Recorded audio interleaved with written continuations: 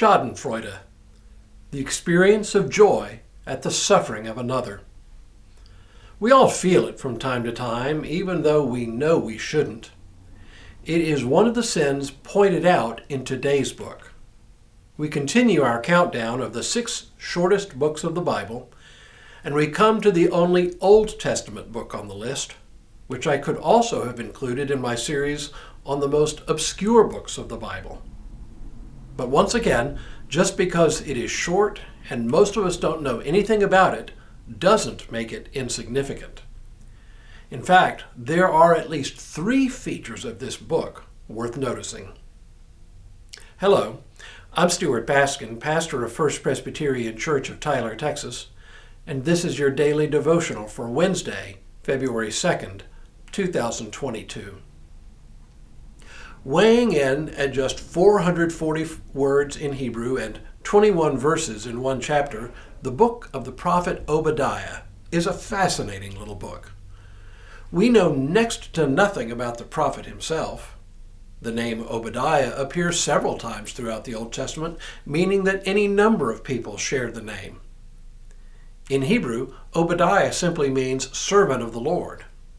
It could be that some unnamed individual adopted this sobriquet to indicate not so much his identity, but his office.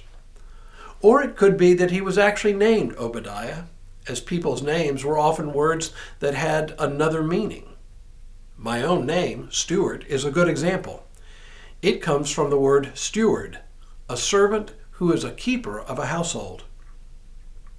The first thing to know about this book is that nearly a third of it is an almost direct quote from the prophet Jeremiah, though not in exactly the same order as it appears in Jeremiah.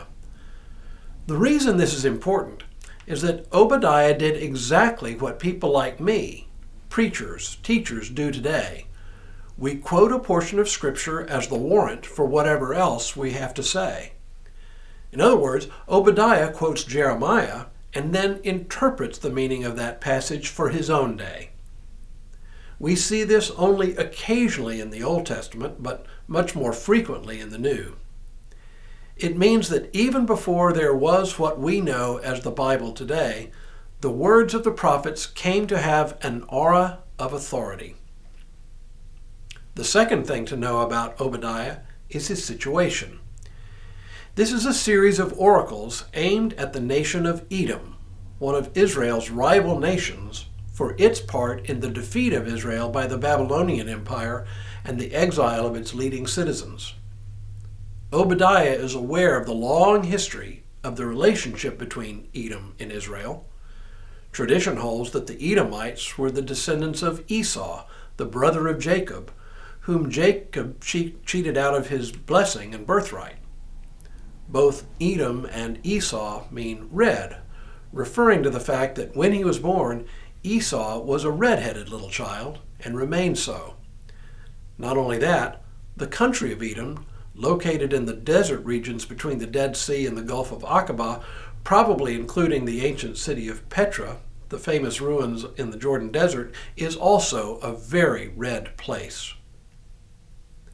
There had almost always been tension between the Edomites and the Israelites, but this enmity became acute in the eyes of the prophet when Edom became complicit in the Babylonian defeat of Israel.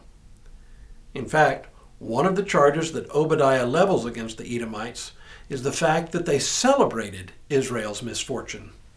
He says, "For the slaughter and violence done to your brother Jacob, shame shall cover you, and you shall be cut off forever.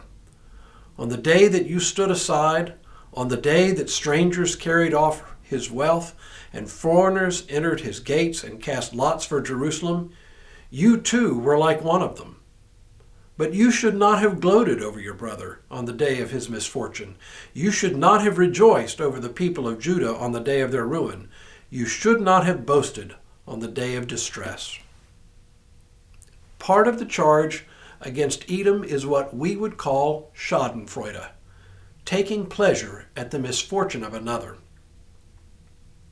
The final thing to know about Obadiah is actually a feature that appears often in the Old Testament, and that is the idea that the Lord is not only the God of Israel, but is the God over all nations. In the ancient world, there wasn't much of an idea of a God who was universal. Most gods were either local or national, or else gods who controlled particular natural phenomena. But Israel early on recognized that the God they worshipped was the creator of all, and therefore the one universal God, even if other nations didn't recognize it. And the sign of God's dominion and authority here was the Lord's ability to mete out punishment, not only on Israel when necessary, but on other nations as well, including Edom. The book of Obadiah, brief as it is, reminds us that we worship not just any God, but the one universal God who has authority over all people, all nations, and all of human history. That's strong. When we return tomorrow, we resume our countdown of the 6 shortest books of the Bible, returning to one of the epistles in the New Testament. But for now, may God continue to bless you and keep you in all that you do this day and in all the days ahead.